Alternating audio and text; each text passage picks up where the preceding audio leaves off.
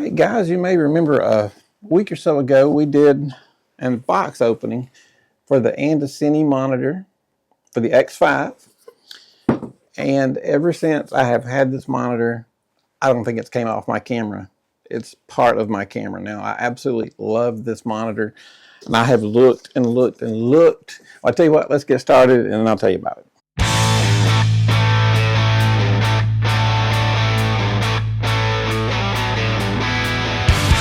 So anyway, I have looked and looked and looked for something that I don't like about it. So I can say, I don't like this because, Andycine did send us, I have pronounced this Andycine before. Most people pronounce it Andycine, so I assume I'm wrong. So I'm going with the Andycine, even though I like Andycine better, but we won't tell nobody. They sent me this to test it out and do a review, and I get to keep it.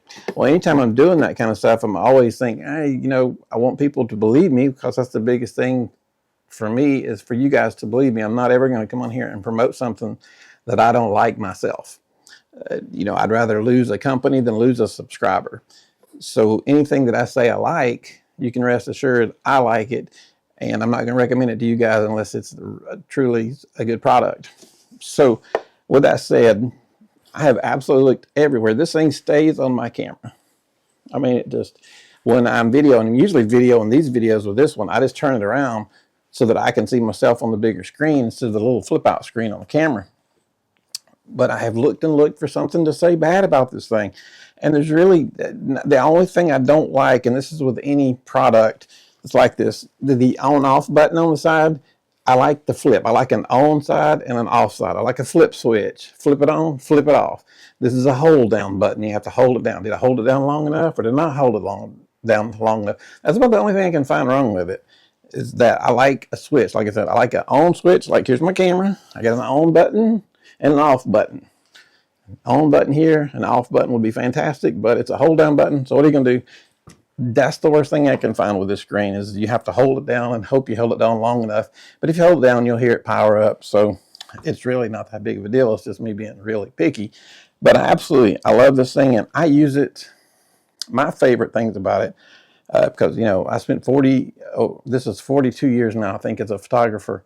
And February, it'll be 2 years doing videography. So I lean a lot more toward the photography side. So my favorite part about this is my Lumix G9 Mark II that I've got that I love so much. I have a lot of manual lenses, some TT Artisan lenses that are manual focus. And it is so nice to have this screen, even outside, because this screen is 1200 nits of brightness. So you can see it in the direct sunshine. You don't need a shade over it or anything. You can see it. It's fine. But when I put that focus on, I can tell it green, blue, red. It makes life so much easier to focus with those manual focus lenses. I absolutely just love it. Plus, you can have up your histogram. I'm going to show you guys in a second. It's cold. We're in Atlanta. We just had our second snowstorm in 2 weeks, which we never get snow, much less 2 in 2 weeks. And it's about 18 degrees outside right now. So I've got a fire going, and I'm going to point this at the fire, and I'm going to show you guys. I'm going to run you through some of the menu and let you see what it does. But I just wanted to tell you a little bit about it first. The first thing I noticed about this thing, if you didn't see the box opening, is the way it's made. It's aluminum, and it feels like it is made really well. I've got some other monitors that are plastic, and you can tell they're plastic. They're a lot cheaper. They were like $99 monitors. This is a $189 monitor. But what you get for $189 and the quality and the feel of it is just out of this world. I just love it. And I hate to sit and say I just love this. I love it over and over because I don't want people to think that, oh, he's just trying to sell me this today. But that's not it. I'm telling you. I love this thing for $189. Now, again, it came with this right here. This little adapter, if you get this through, I think Newer sells one. It's like $27 just for the adapter. It comes with that. It came with the MP battery. So by the time it came with a whole bunch of HDMI cords. So by the time you add all this up, if you buy another monitor and then add all that stuff to it, you're going to be over the price of $189. But it will do so much. Like I said, my favorite part, I love to be able to set the focus assist. I love the focus assist. I like having the histogram up. Let me turn it on. There's a whole lot of things I like. Hold the button down. When I hold the button down, it will come on. You can see where it's Andycine. And I got the lens cap off, so it's not going to show up with a picture on it.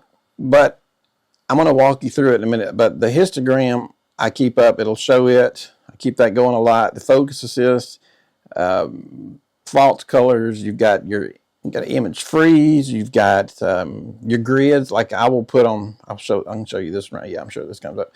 All right, on the back, if you see this, if you can see, hopefully that's showing the contrast between the blue and the red. The grids right there, I keep that up a lot because that just makes it a lot easier to use your rule of thirds. I've done it for years without having that, but why not have it? It's there. It's touch screen.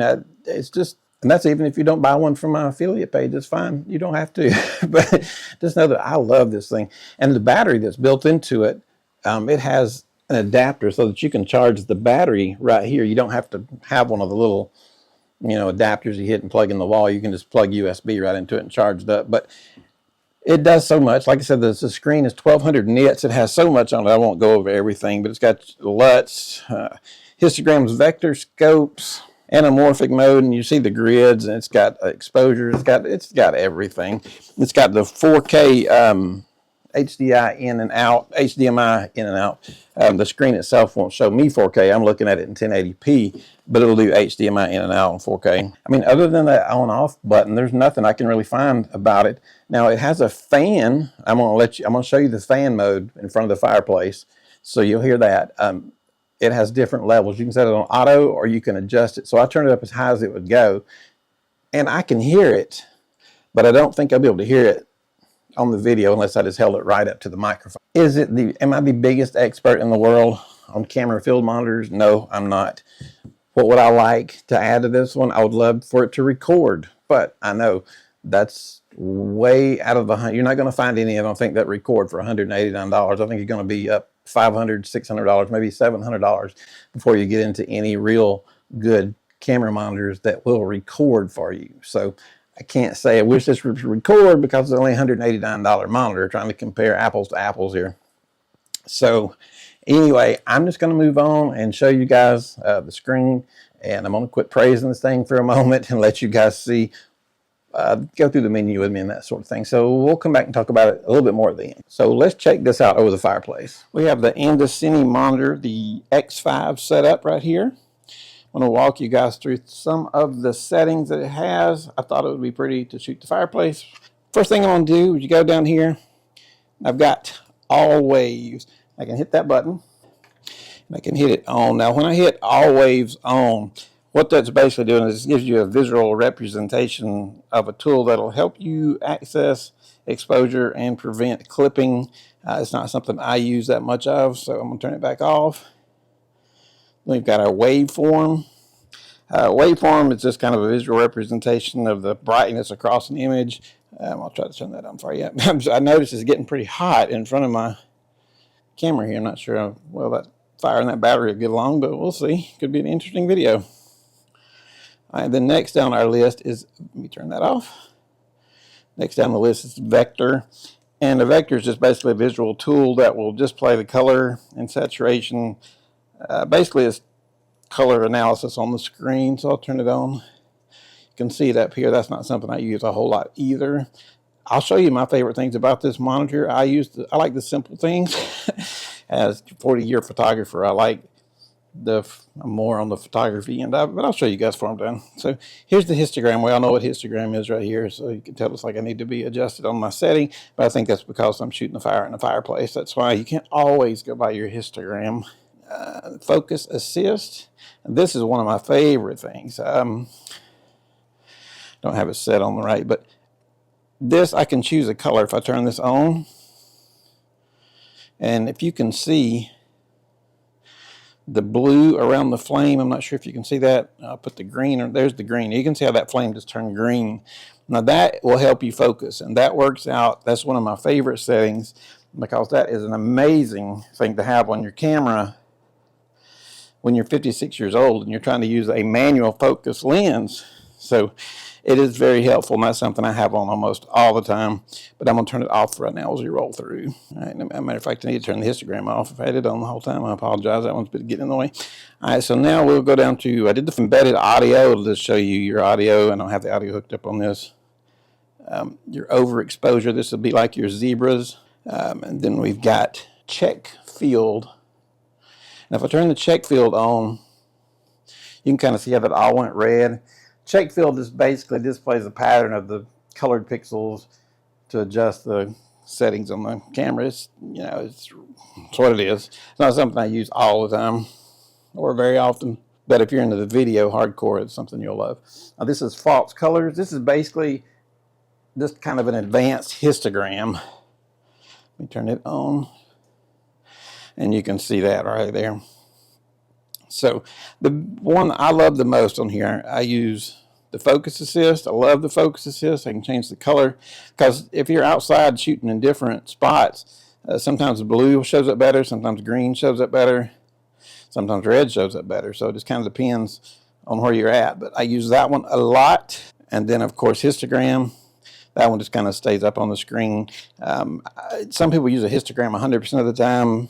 I don't use it 100% of the time. I'd rather eyeball. Like I believe in this situation, the fire, it's such a specific shot that your histogram is not going to give you correct information. I know some of you guys probably disagree with that, but that's okay. It's just, I like to eyeball things. So then we can go down to marker. This thing is really getting warm from this fire, so I'll try to move through this. We've got our grids.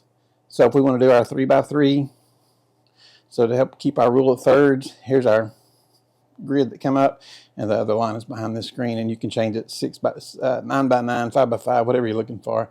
I do the 3x3 for make it easy on the rule of thirds.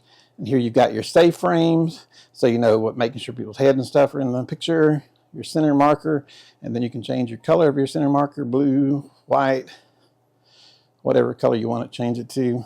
Then your ratio marker, then you've got your like 16x9, 9/16, so on and so forth. So turn that. So there you go. That's like, you know, if you're doing vertical for Instagram or something like that. I'll turn that off. Go back. We're going down the image, and this battery is really getting hot on the back, so I'm gonna move pretty fast through these. We have our scan mode, our aspect ratio. Again, we can do 16x9. And they'll start 16x9 and just leave it on auto. I really feel the heat on this. I'm starting to worry about this. Our anamorph de-squeezing and squeezing on the lenses so it comes in so you can see how it's actually going to look. Image flip, horizontal, vertical flip, turn it on or off. Your zoom mode where you can zoom in and out. And a lot of this stuff is touch screen. You saw how I just moved that. So it's very cool that it's touch screen. Image, freeze. And there, that just like froze the image for us so we could see what it looked like. Very handy, I guess, if you need it. And then our picture-in-picture display, we all know what that is. It's like if you're watching TV, and you got a couple football games going on. So there we go. All right. So our user options down here. Now we got our LUTs that you can put in here. I don't have any in here. Our HDR. We got our HDR on and off. Display adjustment, where you can go and change your brightness, contrast, touchscreen, everything. Color adjustment. I'm sorry, I'm rushing. This battery's getting really hot in front of this fire. Our color adjustment, we can go in and make changes red, green, and blue. Shortcut keys for any of our shortcuts. And this is our how much battery we have left on it, by the way. Yeah, so now we're down to the system. So, and then you've got on here, you got your language. You can choose what language you're using. You know, Portuguese, Chinese, whatever it is. The only language I speak is English. You've got a volume setting, and then you've got a cooling fan, which I could probably really use right now. I'm not sure if you can hear that. Let me move the microphone over to it. That is full blast 5 on the cooling fan. So it's a little bit loud right by the camera, but it's not going to be loud where I'm at all. So anyway, so that's it. I'm going to get away from this fire because I got this battery really getting warm on me. So let's go back in the studio. I want to talk about it some more. Okay, guys, there it is. I went through the menu and I did not realize that I was going to be that close to the fire. I mean, I realized it's going to be that close. I just didn't realize it's going to get that much heat. This thing really started heating up on me. I guess when you set a camera in front of a fire, you should be smart enough to know that it's going to heat up. So that's on me. But anyway, I kind of rushed through it a little bit because it was starting to get really hot. And when I pulled it away, I'm like, wow, this is really getting hot. So I didn't want to do any damage. But anyway, it's a great little screen. It's bright. It's clear. It does everything I need. And I tell you, when I'm using it from the YouTube, If you're just getting started on a YouTube channel, or if you do a lot of videos of yourself, it is so nice to just be able to turn this around the opposite direction, hold it out. You could vlog with it if you wanted to. I use it sitting on my tripod so I can see it instead of trying to see the little screen that flips around the back of the camera. It's 5.5 inches compared to what are those 2.5, 3 inches that on the back of the cameras. So anyway, guys, I have said enough good about this Andycine X5 monitor. The battery seems to last a long time, and really, I just like it. Now, I am not, like I said, the world's foremost expert on camera monitors. I spent 40 years as a photographer, and it'll be February before I reach 2 years into video. And this is made more for videographers, but I use it for video, but I also use the photography aspects of it a little bit more. So you might find somebody who's a professional videographer that might say, oh, I don't like this and this and this, because he would know more about it than I would.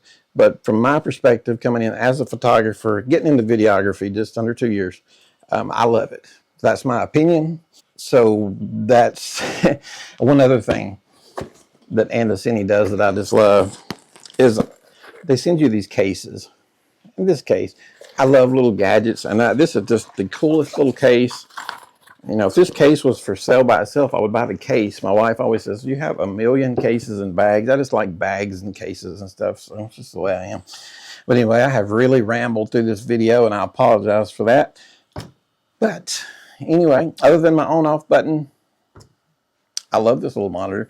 It hasn't came off of my camera, and I don't plan it coming off my camera, especially I've got the small rig cage on there. I've got my DJI microphone here. I've got my Andycine monitor up here. I am set and good to go with my little, we are ready to roll. But I really do like it. Like I said, if you don't need one, you know, there's no sense in buying one, but especially at my age, if you're trying to manual focus, it's a much bigger screen to help with the focus. Histogram, certain things that I use, it makes it really nice. And personally, I do like it. If I did not have one of these and I got to borrow it for a week, I would go buy one because I like it that much. But yes, just again, Andycine did send me this to keep, to review. But I'm not just saying good things about it because they did that. I'm saying good things about it because that's what I found was good things about it. I really like it. So anyway, if some of you guys know maybe a little more about it, or maybe you know something that you don't like as much about the monitor, let me know down at the bottom and I'll check it out. But my impression of it, A+. I love it. But anyway, guys, I appreciate it. I'll leave a link down at the bottom. If you guys have any questions, comment down below. If we're helping you guys out, give us a big thumbs up, and you guys have an excellent day and hit that subscribe button. Thanks.